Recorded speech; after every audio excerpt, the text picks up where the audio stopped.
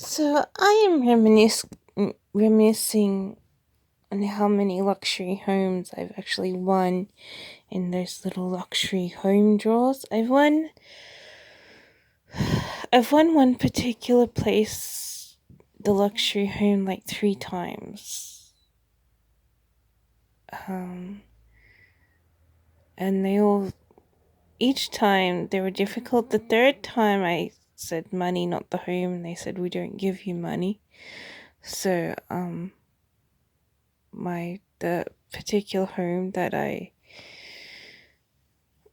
don't know if they just like show a person the same home over and over again or what, because charities are charities, or you know but I definitely won the same house like a couple of times, and it's in a little bit of a rough neighborhood, and no matter what you do, you get slammed under fire if you try and get someone to rent there, and they have issues with the little, the people who aren't so nice around the area. If they have issues, it's like, you get told, oh, you have no right to rent this. It's unable to be rented and stuff, and you know, um, have to take it off the market or whatever. So, um, but it gets quite difficult. And that's what these sorts of free homes are like. Another one I won on some sort of quay in Broad Beach. Um, it was in a really good area because it's right at the end of a street, and um, you could walk there or catch the bus there or whatever, and it was a okay house, but you had like an incessant stalker outside the door each day. A neighbor said they knew how to change fences into electric fences so that if anyone touches it, they can get semi-electrocuted and stuff, to have, the stalker off my back at one stage. Some people came around and said, oh, we'll buy the boat from you and stuff, and so they bought a boat that was kind of expensive for like 25 grand, um and whatnot. And when it flooded, in the area. And when it flooded, the water came through the doors, like, and soaked up the house. Um, the water, you know, rose 2 stories, and I think rose up to the second story. So literally, the first floor could be flooded, and then the second floor, I think that could be flooded a little bit, but it seemed a little bit safer in the second floor too. I think I remember there was a pool on the second floor, and when it rained and stuff, when there was water coming down on the roof leaked. So all that needed to be fixed, and I took a house insurance with Suncorp first, and then Amy, I think, and and little bit by little bit, the water, the leaks, the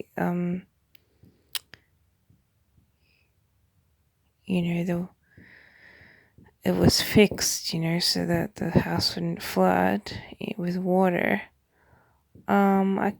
I think I remember that it was definitely fixed. Suncoat didn't quite fix it, and then I took another policy with Amy, and they fixed it. So, it was sort of fixed a little bit with Suncorp, and then fixed a little bit with Amy to fix, what was wrong. Literally, the glass needed glazing over or something, with a special glaze, because it was a weird glass. It was the kind of glass, literally water could go through the glass. You know how there's like magicians and stuff can make trick glasses. It seemed a little bit like that. So water could come through the glass because it was a weak glass. So I think I remember that, but everything was fixed, so everything was waterproofed in the end. And then don't ask me what would happen if like a tornado or a cyclone come. I didn't really stay there for very long. It was theorized that the stalk would go away after, a couple weeks or a couple months, and you know, I can't remember if I got the locks changed, but I knew I wanted to because they seemed to have a key. So they're probably like tipped by they either they were tipped by probably the organized charity organizations that sort of probably set up a stalker for you to make you feel like you've won something cheap. It definitely depreciates the value of the win. To have someone kind of violent, or hovering around, and I think I never had a job. Well, I had a job, but I wasn't like working or anything. I was very young at the time with all this, and it's sort of the financial issue of not really being able to afford things, not really working, sort of heaped a lot of pressure on me. My family was like, whenever something seems to swing my direction, they start this whole abandonment, trail. So, they weren't willing to help or help fix things. They were just wanting to look and then, sort of abandon me personally and be like, okay, you have your own life now. We're gonna go home and you can go away, sort of thing. It was sort of like that sort of attitude, very unsupportive. They weren't keen on me having a house or anything. They weren't keen on anything. And I don't know. It was a completely depreciated thing. Anyway, I ended up like, since I was struggling, someone ended up coming inside the house and they wanted me to adopt them. They're like, 16 or 18-year-old kid finishing school. And, this led to me sort of staying with someone for a little while. And then it all in the end slapped everyone in the face when police realized the house was being like approached by people who shouldn't be there and stuff. And so they were arrested and whatnot. And,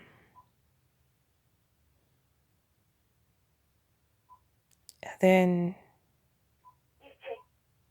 someone else wanted to buy the house. I think I was spilling at someone at a theme park that I was having problems with my house. It was giving me more problems than what I had expected. I expected a nice house, and it had stalkers. I had to fix the fence. I had to take the electric fencing down because it was apparently illegal, and I had to fix some of the infrastructure and get policies and do all this stuff and spend all the money that I got from the boat and stuff on the fence and the insurance. And then at the end, I was like struggling with money. I couldn't necessarily afford anything. And I didn't have to afford like the things like water or bills or electricity or whatever, because you get a year's free, So that wasn't the issue. My issue was like I was feeling very